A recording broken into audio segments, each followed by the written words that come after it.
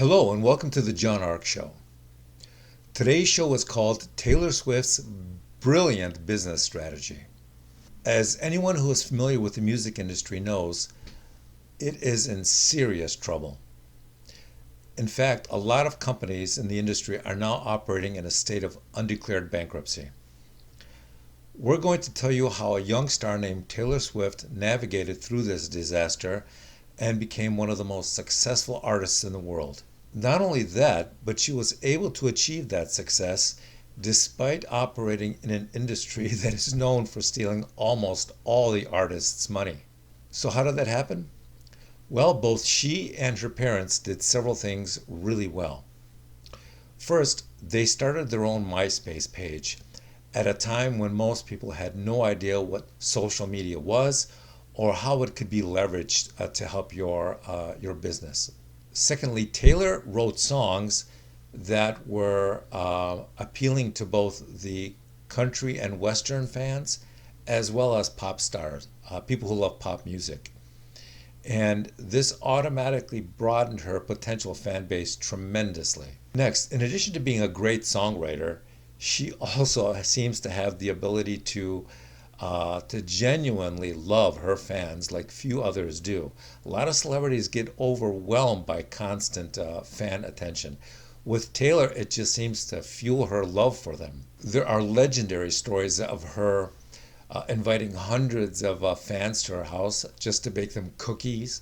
One story talks about how she encountered a very poor homeless lady who was having serious health problems. So she bought her a house and she paid for the best healthcare policy she could find her. Think about that for a second. That really says something. By the way, the reason people know about these stories, it's not because Taylor had her press agent publicize them. People find out through other people, and that makes it even more effective. When she served on jury duty not too long ago, she hit it off with the jurors so well, and they fell in love with her. And after the case was concluded, Taylor invited all her fellow jurors to a big dinner party, the jurors and their families. And I guess they had so much fun that to this very day, people talk about that party. There's something really interesting about Taylor Swift concerts. If you ever watch one of them on TV or in person, and you'll see the camera panning across the audience, you'll see that there are a lot of moms and a lot of parents bringing their 5 and 6-year-old kids. And that's really interesting because it says something. It says that Taylor appeals to both a very young demographic and an adult audience who feels comfortable enough bringing their kids to a show that they know won't be offensive to them or the children. Taylor is very deliberate in the way she presents herself in public. She doesn't swear, she doesn't behave inappropriately, she doesn't engage in offensive behavior.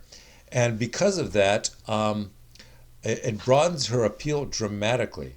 And that's both domestically and abroad. How many other pop stars do you know that can bring their 5-year-olds to a concert? How many pop stars do you know that serve as legitimate role models for the little kids who come to see them? You know, it's really a handful of people who are capable of doing that. One of the problems vexing the music industry is that most millennials now have so much disdain for it that they're now going directly to market on their own. They're using social media, they're using the internet, and they're literally doing all the things that record companies used to charge them a fortune to do for them. What's interesting is that they're accomplishing all this on their own without being ripped off by the record companies. So the record companies and the television networks are responding to this by producing talent shows for television. And what's happening is that these talent shows are attracting thousands of kids in each town they hold auditions for. And these kids, they scream and they yell and they're so thrilled to be there, so thrilled to appear on TV. And and the reason for that is many of them haven't yet seen the contract that they'll be asked to sign. Typically, the contract is 3 to 4 inches thick, and it requires them to give them 50% of everything they earn. If you appear in a movie, we want 50%. If you have a hit song, 50%. You go on tour, 50%. Not only that, but if you change industries, 50%. These contracts are 7 years long. Most careers, most careers are half that in the entertainment industry. At least the high earning years are half that.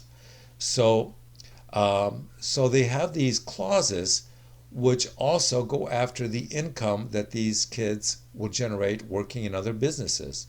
So when your music industry career fades away and you decide to go work for an advertising agency or an IT company, or maybe you just want to work at McDonald's, theoretically, these contracts allow these companies to take 50% of your earnings from that as well. Now, you would think, what record company, what producer would stoop to something that low? Believe me, most of them.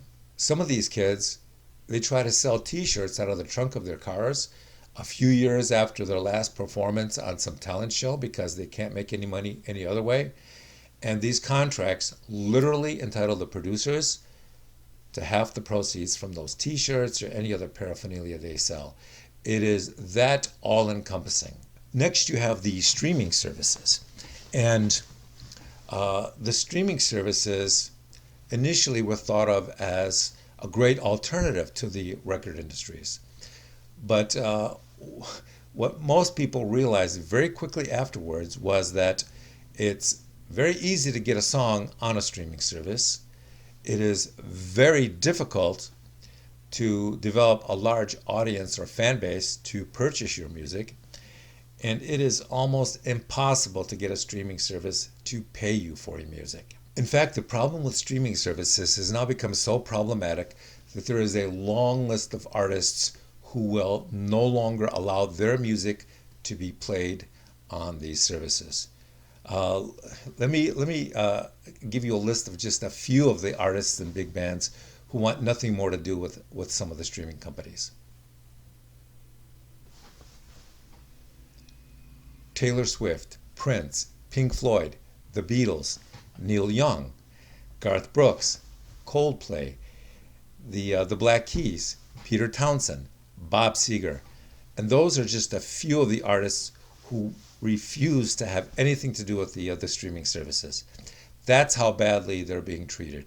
That's how poorly they were being compensated.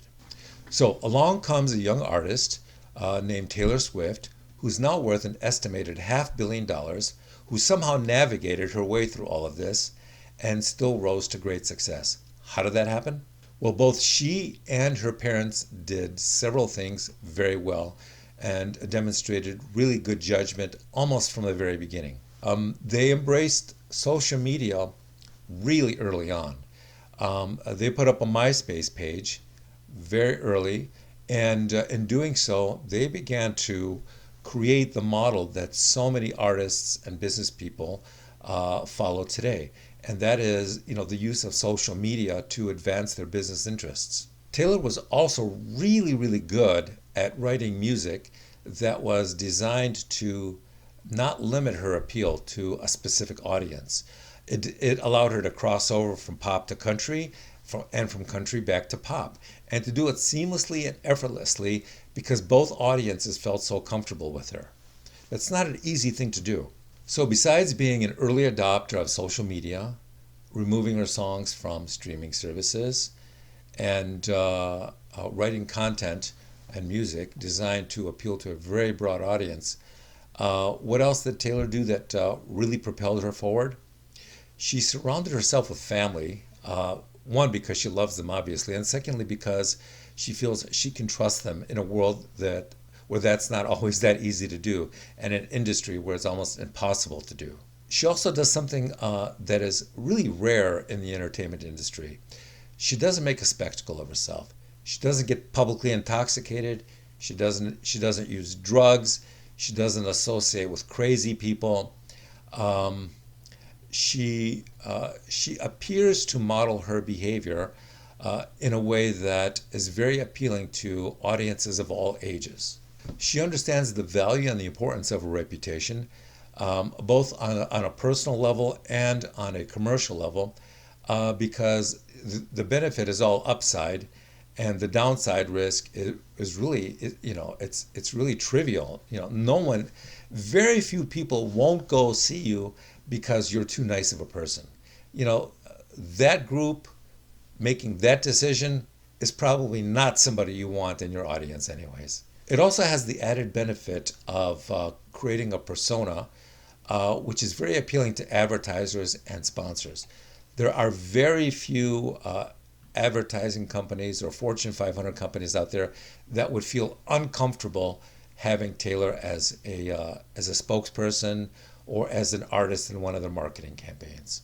Remember, if you're thinking about getting into the entertainment business and you hope to develop a fan base, how you're perceived and how your music or your movies are perceived is a function of who you really are, not just who you're pretending to be. That's something that 5-year-olds and grown-ups can perceive intuitively.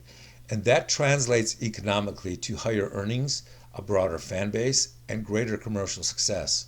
So thanks for watching, and we'll see you soon.